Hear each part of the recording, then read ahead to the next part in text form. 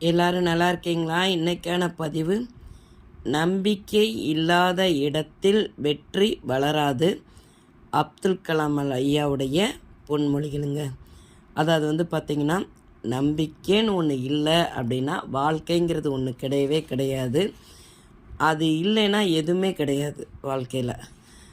மனுஷனுக்கு அவங்கவுங்க மேலே ஒரு நம்பிக்கை கண்டிப்பாக வேணும். பொதுவாக உங்கள் நம்பிக்கையின் அளவுக்கு ஏற்ப வெற்றி உறுதி செய்யப்படும் பார்த்துக்கோங்க. நம்மளுடைய நம்பிக்கை எவ்வளோ தூரம் இருக்கோ அவ்வளோ தூரம் நமக்கு வெற்றிகள் வந்து அடையும்.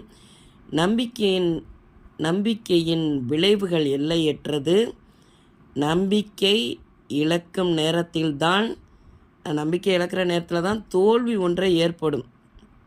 அதனால் எந்த ஒரு விஷயத்திலும் எவ்வளவு நம்பிக்கை கொள்கிறோமோ அதுதாங்க நம்மளை வாழ்க்கையில் வெற்றி பாதையில் அழைத்து செல்லும் பார்த்துக்கோங்க.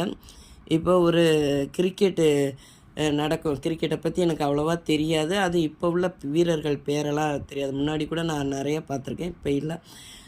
ஆனால் பார்த்திங்கன்னா, கடைசி ஓவரில் ஒரு பாலில் 4 ரன்னு இல்லை 6 அப்படிலாம் கூட மேட்ச் ஜெயிச்சிருக்காங்க பார்த்துக்கோங்க. அப்போ அந்த 4, 6 எடுக்கிறதுக்கு அந்த கடைசியாக பேட்டு வச்சு அடிப்பார் பாருங்க.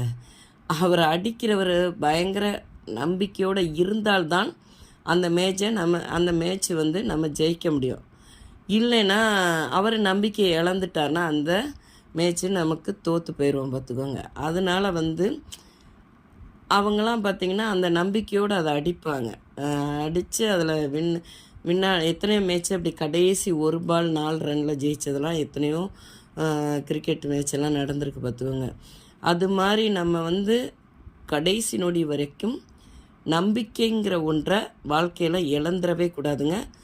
நம்பிக்கையோடு இருந்தால் எப்பயுமே நமக்கு வாழ்க்கை வெற்றி தாங்க. இந்த பதிவு உங்களுக்கு பிடிச்சிருந்தால் பார்வதி வீட்டு சமையலுக்கு ஆதரவு கொடுங்க. ஒரு லைக் பண்ணுங்கள், ஒரு சப்ஸ்கிரைப் பண்ணுங்கள், ஒரு மெசேஜ் பண்ணுங்கள். நான் பேசுகிறதெல்லாம் உங்களுக்கு பிடிக்குதா இல்லையான்னு தெரியல. வியூஸ் மட்டும் போகுது.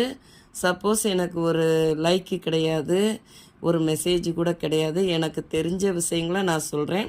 நான் அதிகம் படிக்காதவா, எனக்கு தெரிஞ்சதை சொல்கிறேன். இதுக்கு சப்போர்ட் பண்ணுங்கள்.